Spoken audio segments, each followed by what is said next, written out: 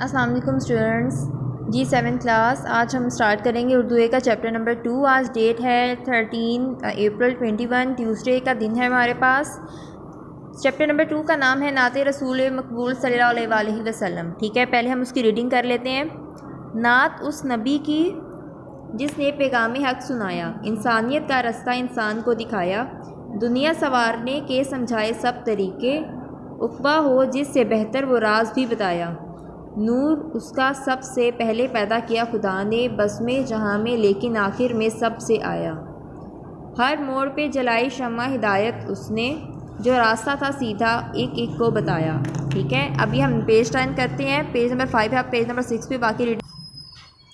हर आदमी पे खोला मेहनत का राज उसने, जो सो रहे थे गाफिल आकर इन्हें जगाया। शोले भड़क रहे थे दुनिया में कुफ्र शर के, इंसान को उसने आकर इस आग से बचाया। फैले जहाँ में हर सू तौहीद की शुआएं, मशरिक़ भी जगमगाया मगरिब भी जगमगाया। भूली हुई थी दुनिया अपने खुदा को महशर, खालिक के दर पे उसने मखलूक को जगाया।